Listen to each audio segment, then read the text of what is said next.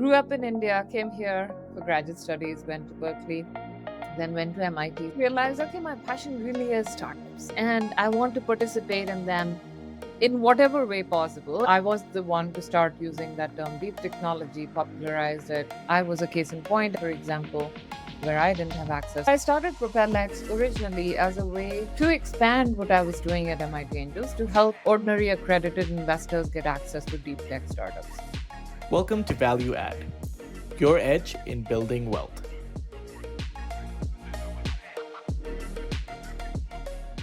Hey everyone, welcome to another episode of the Value Add. Today we're joined by Swati Chaturvedi, CEO of Propel X, a platform that allows accredited investors access to startups, venture capital, and hedge funds. Hey Swati, thanks a lot for joining today. Thank you for having me. It's nice to be here. Thank you, Nico. So, Swati, before we dive into just learning more about Propel X, we'd love to hear a little bit about your background and how you got into starting a platform to allow access to alternate investments. Sure, long story, but happy to share it. So, grew up in India, came here for graduate studies, went to Berkeley, then went to MIT. So, I have too many master's degrees by far. Started working as a management consultant just by way of background. Did that for about 5 years in Boston. Then I decided I wanted to do an MBA. So, I went back to Sloan to get my MBA full time. So, yeah, added another master's degree. That's when I really started focusing on investing. So I did my summer at Temasek, which is a quasi hedge fund. I do both public market and private Yep. market investing. Then I started out at Siemens Venture Capital in Boston in their growth equity. I got a role here in San Francisco Bay Area at a private equity fund. And that was really more financial engineering, late stage carve outs, backends, and so on.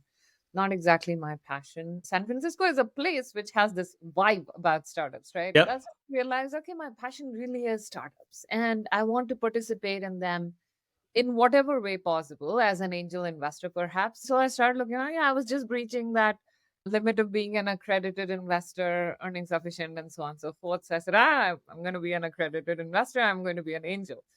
Awesome. So I went and looked around at various angel groups and they were all doing social local mobile investing. I was 10 years back. And that was very uncompelling to me.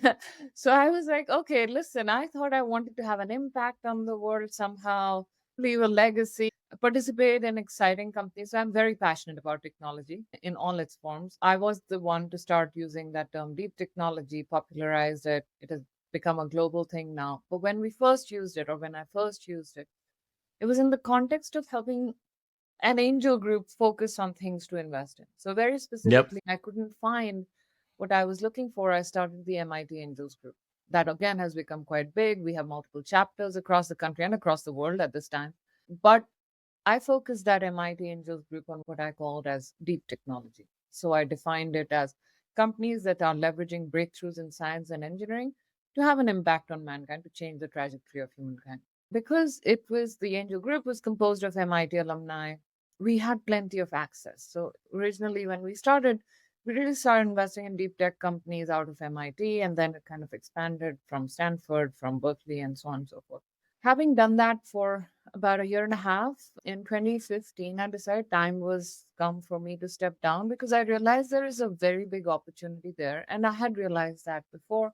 There's a big opportunity because these companies have the potential to have tremendous impact and there's lots of investors who see that and Yep. are eager to participate, and they don't have access. I was a case in point at that time, for example, where I didn't have access. So I had to start a whole group just to get access, right? So I started Propel X originally as a way to expand what I was doing at MIT Angels to help ordinary accredited investors get access to deep tech startups.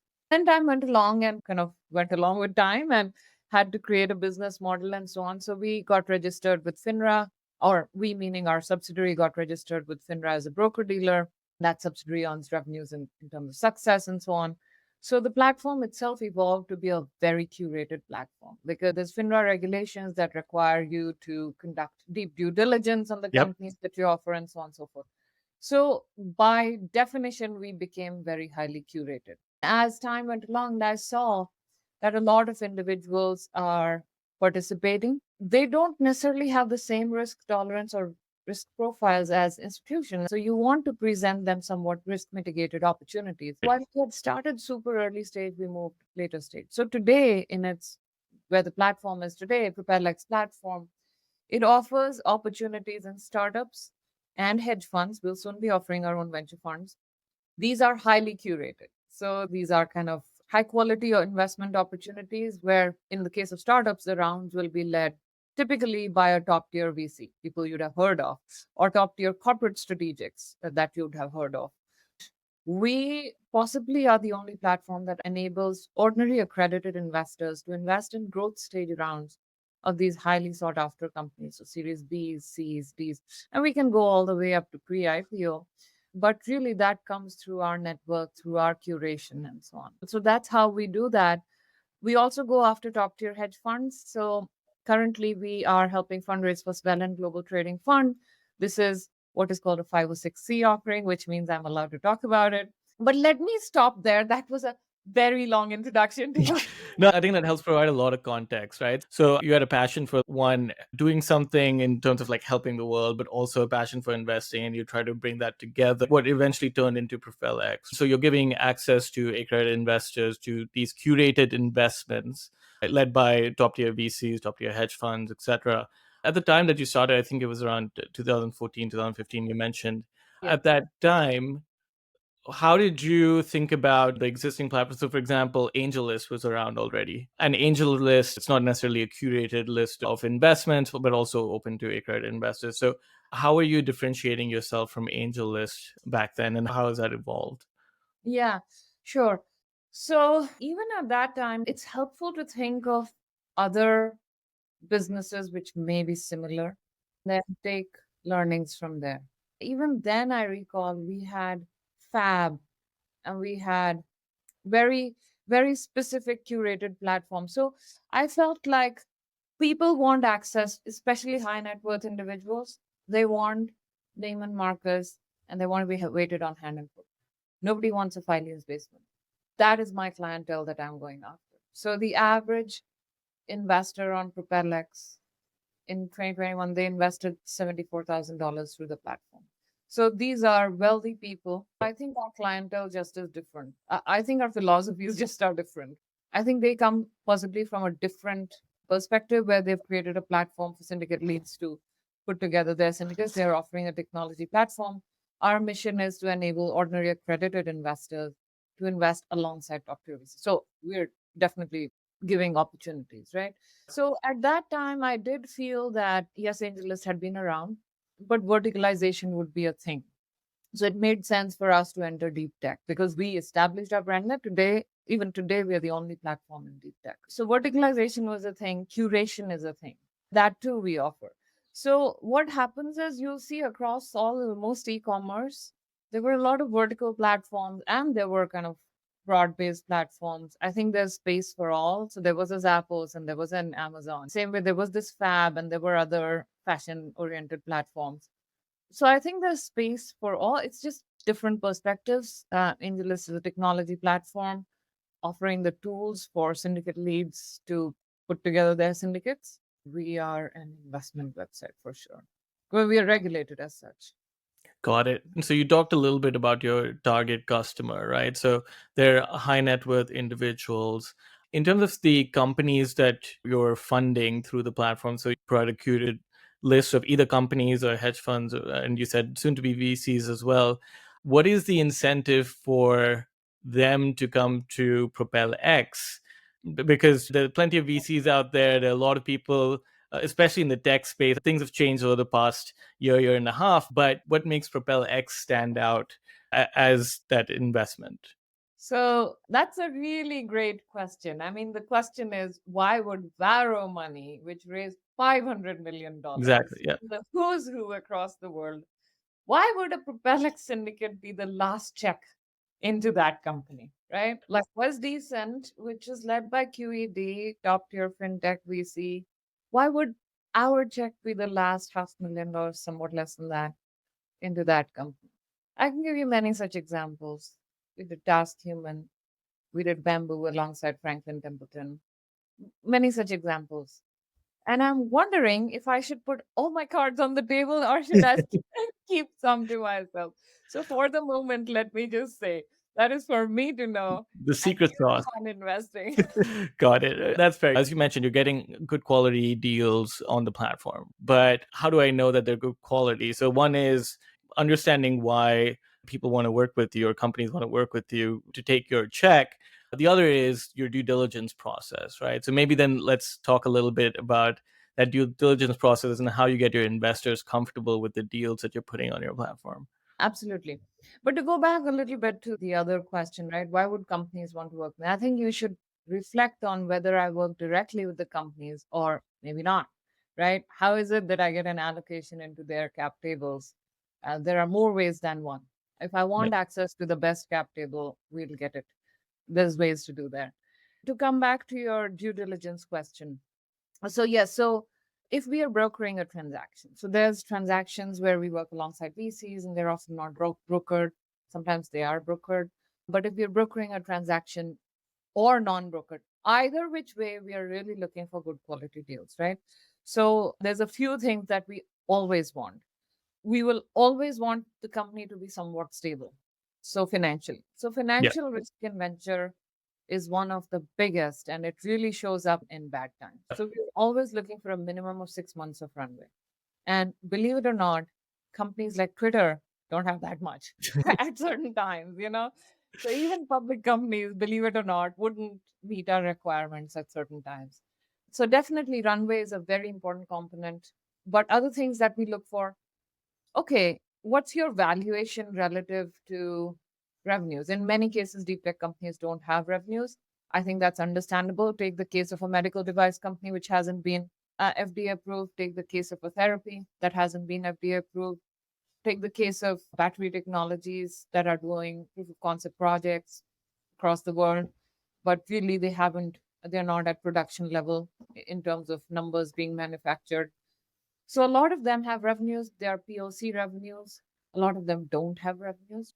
So you have to make that judgment. Okay, what is that valuation that's appropriate given the stage and evolution of this company? So valuation really matters to us. So Yeah. therefore, you will often not find even these companies that I mentioned to you where top tier investors are investing. Very often it happens in Silicon Valley, just like when kiddies play and everyone runs after the ball, wherever the ball is, leaving the whole field open, right? I like to remain in the rest of the field. I like the kiddie chase after that one ball. So it didn't matter to us when people were chasing after that one ball. I like to stay in my part of the field, keep it open, keep evaluating the best opportunities as they come by. So it really matters to us what the valuation. And the reason for that is nobody ever made money by buying high and selling low. You know, so therefore we want to keep that in mind that it's not just how exciting the technology is, what is the potential for it, how far along is it, but what is their valuation relative to how far along they are. We're always looking for that gem in the rough. So those are some basic things on the business side that we look for. In addition, on any offering that grows through the broker dealer subsidiary, there's a lot of diligence that FINRA requires. They provide guidelines on things like, have you done background checks on people? Have you looked at their bank statements? Have you looked at the offering documents? Have you made sure that the offering, in fact, is approved by the board? Believe it or not, there are offerings that haven't been approved by the board. And believe it or not, there were instances where we kind of had a lot of interest in a specific company led by some of the top tier VCs that had bad actors as their founders. So FINRA designated bad actor as a thing. It doesn't mean the person is bad, but anyway, we are not Yep. allowed to pursue them. And so we had to abandon those opportunities. So things like that, which are relevant to investors, we do put them together on a proper due diligence report. We share it as well. Got it. That's transparently available to the investors to kind of go through, right? We probably have sample due diligence reports on our blog. You should probably look them up. Awesome. So you started off with deep tech. You said you've expanded since. So what kind of deals would you now find on the platform and Propel X? Yeah. So there's a few things I want to highlight on the expansion bit, right? One is expanding into other kind of areas, and the other is global also, right? Both are things, but no matter what, we're still looking for that diamond in the rough. We still Yep. want a company which has good traction, also good valuation and so on, right? Good pedigrees. So first and foremost, our roots are in deep tech, and that's where the predominant number of companies, like, they're majorly deep tech for the most part, right? But that said, you will find companies.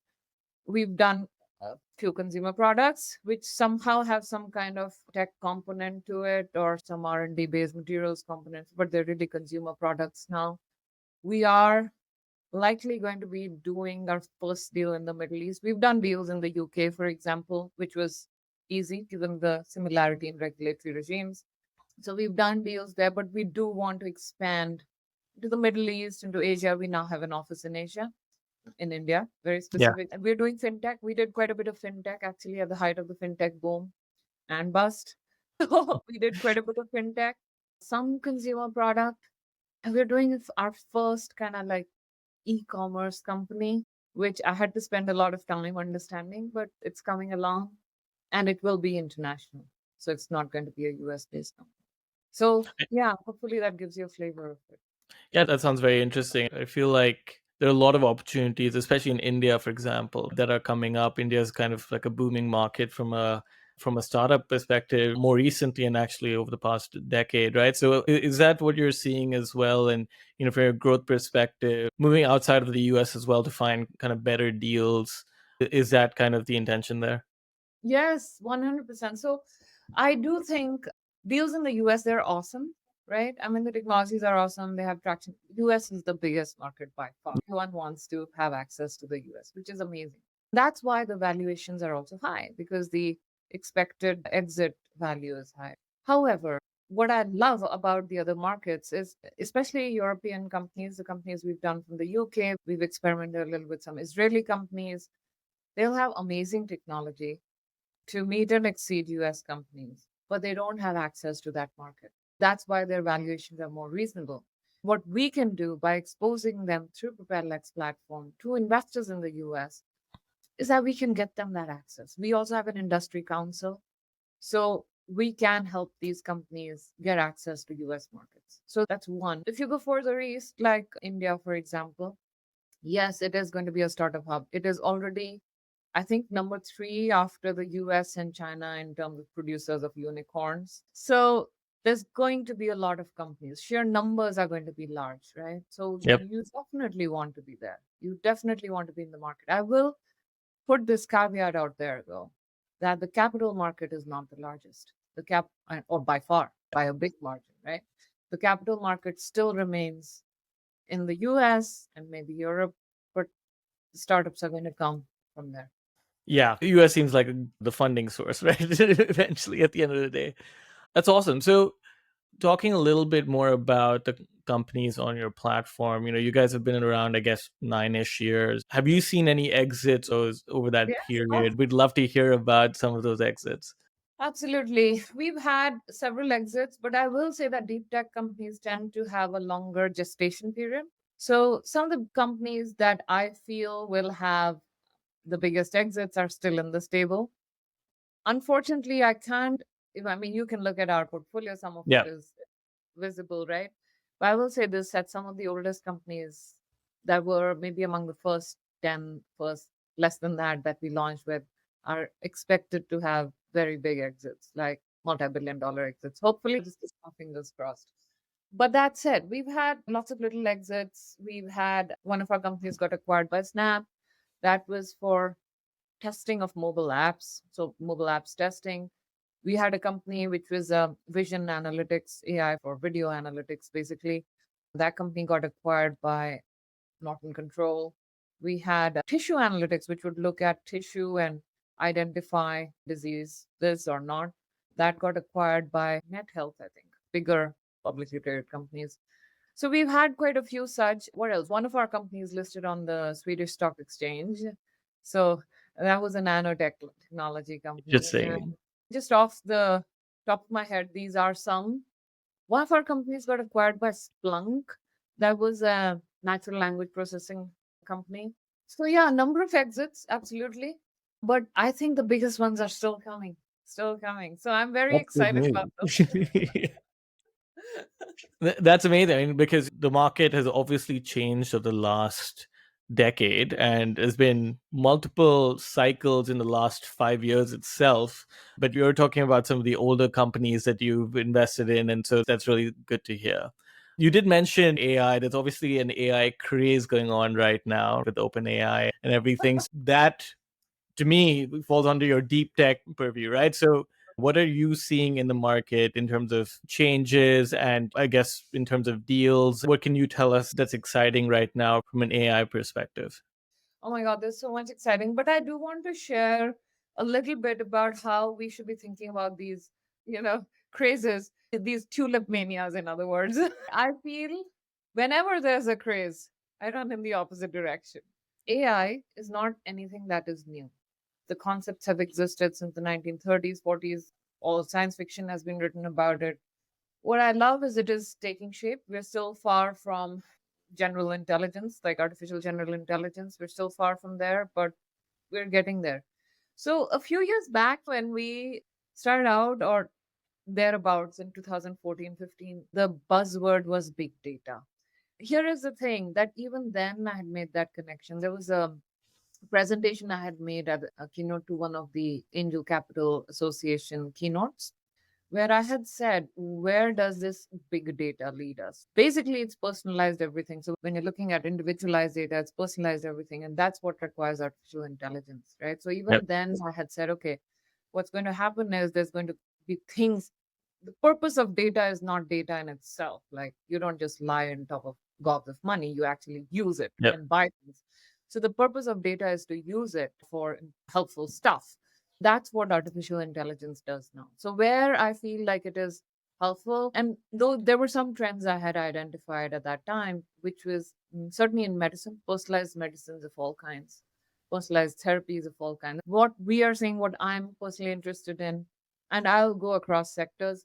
So using artificial intelligence to understand whether or not a certain human being has the right characteristics for certain, let's say, cancer therapies. So immuno-oncology is about all kinds. Of course, genetic composition has been understood, but understanding your proteins, analyzing your proteins very rapidly. Those are, I would say, on the side of drug discovery and development using artificial intelligence. So we had in this company, Helex on the Propel X platform, which is doing really well. I've known the founder since he was raising at a valuation of 7.5 million. Now he's at 350. More power to him. But they're using artificial intelligence to develop a portfolio of drugs basically very rapidly. So, expediting drug discovery and development, that's on the side of life sciences. Certainly on energy management systems, using artificial intelligence to understand how to distribute that and so on. For transportation, I mean, that is huge. Yeah. Autonomous driving, yeah, that is huge. What this craze is about today is how individuals like you and me can use artificial intelligence for their daily work. It's going to be huge too. That is going to be huge. This was just kind of coming. This was coming. This was in development. Google has been developing their own AI for a long time.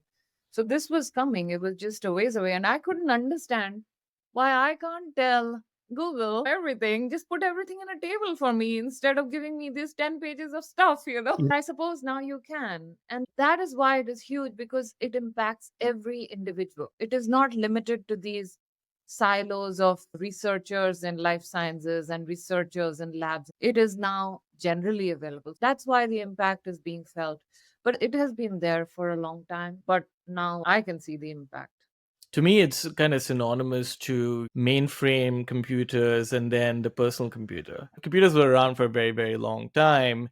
The technology was there, but individuals didn't have access to it. So that's what it feels like, right? So, like, big data was there, then you have analytics on top of big data, and one thing leads to another. You have that capability. Google has that capability. Great example you gave, like, oh, why can't I just take all the information that I have, put it into tables? I've done it on ChatGPT, and it's Yes, exactly. fairly simple. It's very, very simple. It's like your personal assistant at the very least. But yeah, that's a very interesting way to see it. It makes a lot of sense. It's been around for a while, but now it's more commercialized, right? Yes, it's available to all. It's available to all. So it makes a difference. I guess the next question I have, you did mention you're also providing access to hedge funds, venture capital, and venture funds. So was that something that came from your customers? They were just looking for access to diversify their own portfolio. So they're like, oh, individual startups are great, but maybe I want a pool, or maybe I want access to hedge funds specifically. So what was the background behind that? Yes, 100%. So let me talk about hedge funds, right? I think at the end of 2021, firstly, I knew that this would come.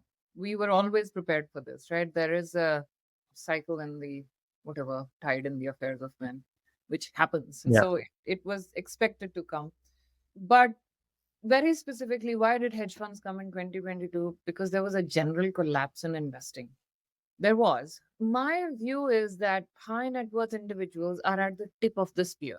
So they stop investing ahead of the doomsday. Yeah. They stop investing ahead of that, and they start investing ahead of the general crowd as well. So we are at that point now where I see a pickup. I see a pickup in high net worth individual investments. In 2022, very early on, we saw a drop. I would say 2022 was a wash for us. I'm just being very honest about this out there. So when you see that investments are dropping, you immediately have to look for, okay, what is it that my customer wants? At that point, my customer wanted liquidity and somewhat stability. So a hedge fund is a quasi liquid product, right? I mean, there are gates, there are limits, all that kind of thing. So just to be very careful about what I'm saying here, it is not 100% liquid by any means, but it is a quasi liquid product, which as an alternative investment is uncorrelated to the market. Definition is hedge against the market conditions. So that's what we did. We said, okay, that's what you want. You want to hedge against the market conditions. You want a quasi liquid product. You don't want to tie up your money. Let me give it to you on a platter. So then you have to see, okay, why would they come to you and not go elsewhere? Well, because if you go after the top tier hedge fund, Swellen has a minimum of $3 million. Whereas on Propel's platform, you can get into that fund with $25,000. Let me tell you a little bit about Swellen Global Trading Fund. They had a gross return of 45% IRR over the past, I think, don't quote me on this, 3 years or something, 3 to 5 years, 180% plus return since inception.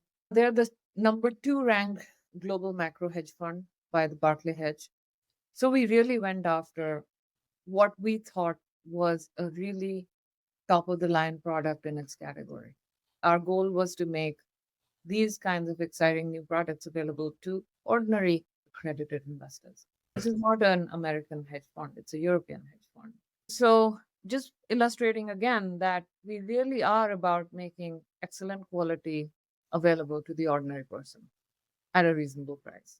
To me, that makes a lot of sense. The reason I started looking at alternates personally is also because the market tanked in Yeah. 2022. You have to go through a cycle of pain to look at what else is out there. Alternates started looking very, very attractive, especially because, as you said, they're not correlated to the market. When you look at public markets, they all kind of fell in unison. Whether it's bonds, whether it's stocks, crypto is also public practically. So I think that makes a lot of sense. Tying up with high caliber, high quality hedge funds to provide access to that. The average investor doesn't have access to it, and the average accredited investor also doesn't. There's tiers of accredited investor if you think about it. There's like the ultra high net worth, and then there's the people making 200 or 300K plus who also have a little bit to invest. So, and I think that democratizing access to that is my goal too. It's great to hear that that was the motivation behind that.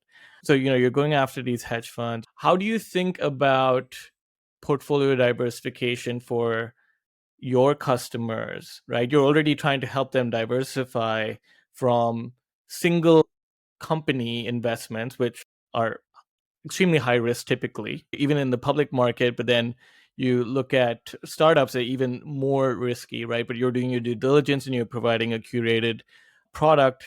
So how are you thinking about that? And what are your kind of recommendations to your customers in terms of like portfolio optimization? Oh my God, I have zero recommendations. In fact, everything that I say should be taken with a sack full of salt. I am a regulated person, especially if you invest through the PropelX website. I want to put that disclaimer out there that we do make money off of that, right? So people should do their own due diligence with that. Let me share that there are things that I've put out there in the public sphere, very specifically as related to alternatives, right? I wrote something titled, I think, like out with 70/40 and in with 60/30/10. What does that mean? By no means am I recommending a 60/30/10 allocation. Absolutely not, right? But what I'm trying to say here is historically, and financial advisors have received wisdom that all your clients should have some allocation to stocks and some allocation to bonds, depending on their risk profile. That received wisdom has to transition to saying, no, it's not just stocks and bonds anymore. It's going to be stocks and bonds and alternatives. Yep. Why is that? Because alternatives are now available. And if you look back at the history of finance, that has been the case all the time, that when certain investment opportunities were made available to general public, they took advantage of that. Before the 1900s, it was really only debt. That too, most people didn't give out debt, but the rich people participated in giving loans to all these business people. Then New York Stock Exchange came along. People started participating in stock. Originally, it was really only the wealthy people. And then Merrill came along and he made available stock to ordinary people. That's how the stock market evolved. Once you made it available, more and more people participated. And then the 70s came along with all the personal computers that you Yep. spoke about. And that's when investing really exploded, where everybody started investing online. And the DIYers, do it yourselfers, grew very rapidly. So today we're again at this cusp of that transition where alternatives now become available. So remember, I started with debt only, well, nothing at all, then debt, and then stock. And now it's alternatives, right? So it is the age of the alternatives. I think that sounds very theatrical, but hey, it's a good movie title, The Age of Alternatives. I like it. But that's what I think is coming, where I think people should consider allocating some amount to alternatives because they're available. Depending on your risk profile, I had put this number out there 60/30/10. And like I said, I'm not suggesting you allocate 60 to stock and 30 to bonds. And depending on your risk preference, you should change that around. But the idea is alternatives are available. Consider adding them to your portfolio. So that is what I think in terms of diversification. And alternatives is a very, very broad category. It includes everything from real estate to your mom's jewelry to fine art.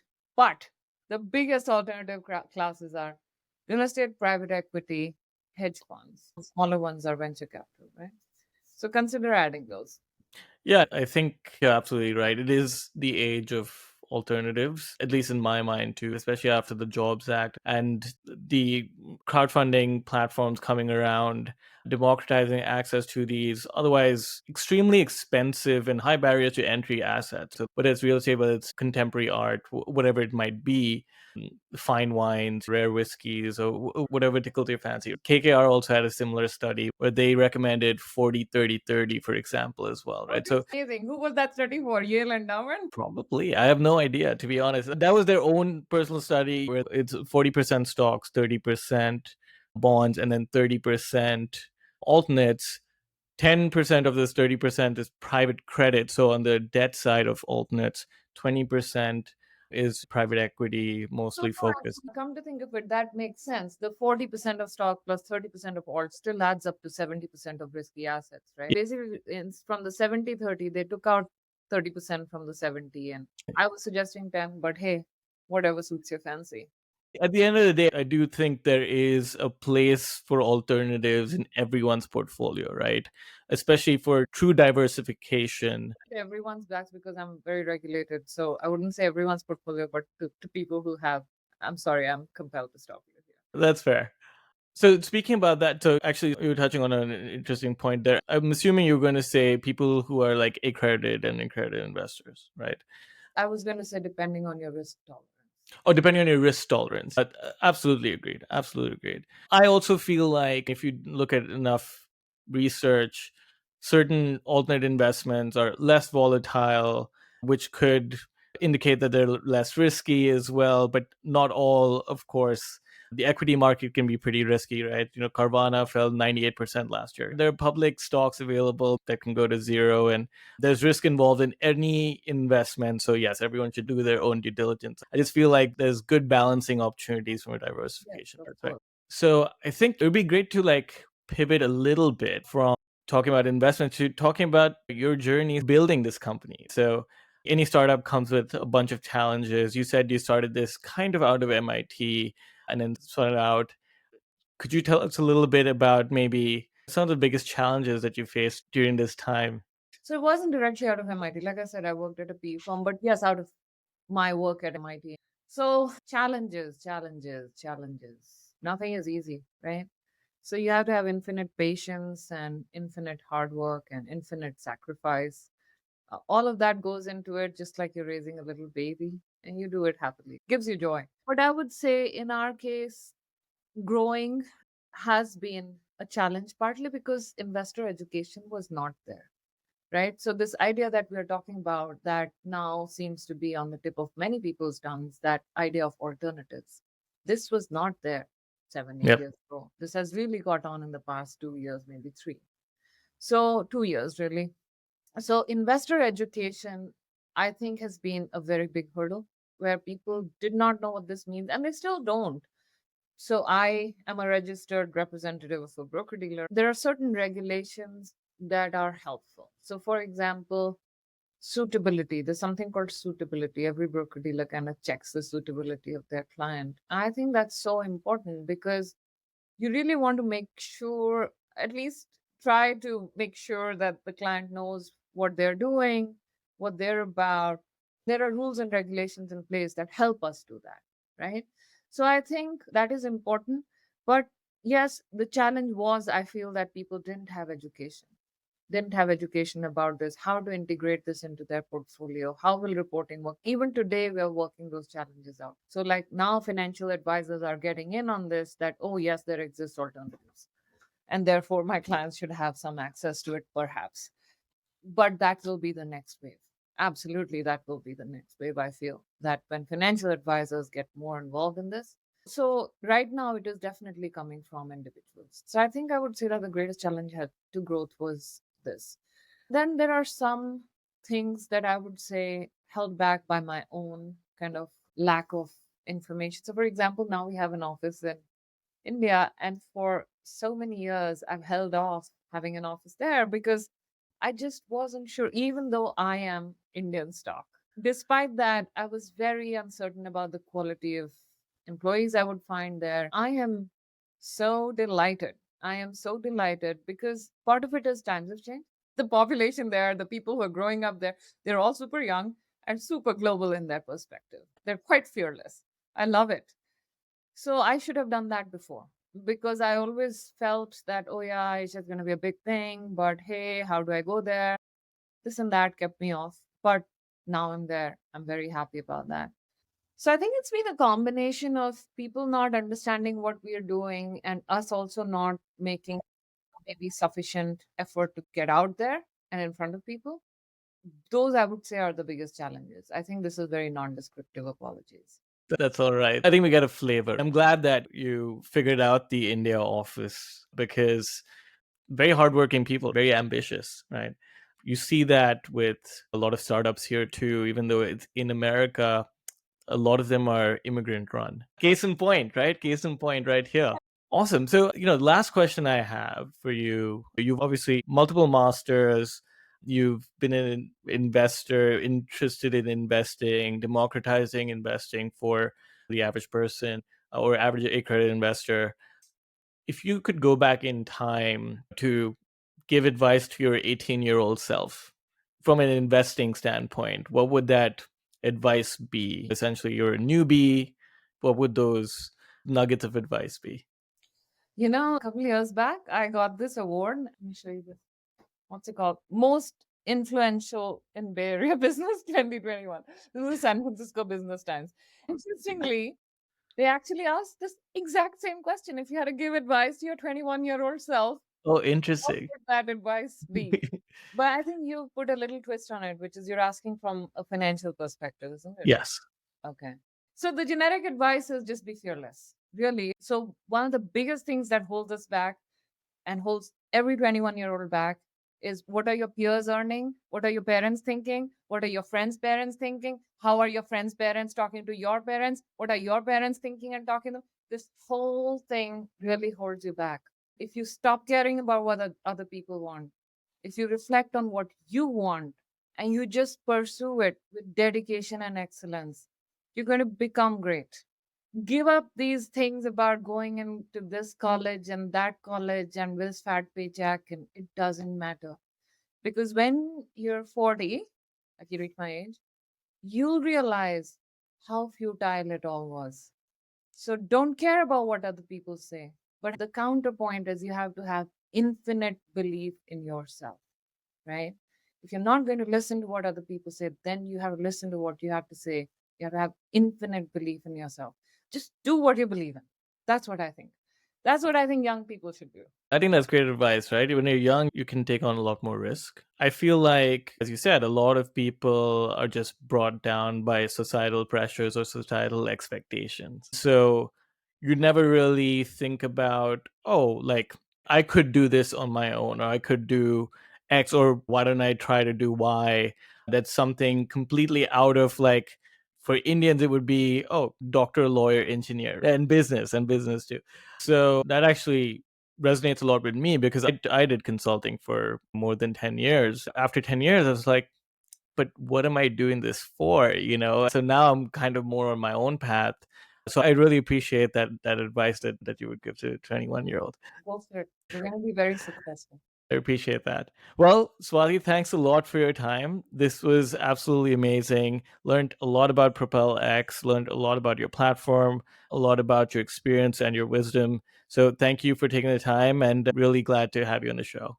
Thank you very much, Nikhil. It's a pleasure. Anytime. Thanks. And that's today's value add. If you liked today's episode, hit that like and subscribe button. For long form written content, subscribe to my newsletter. Otherwise, say hello on Twitter. See you there.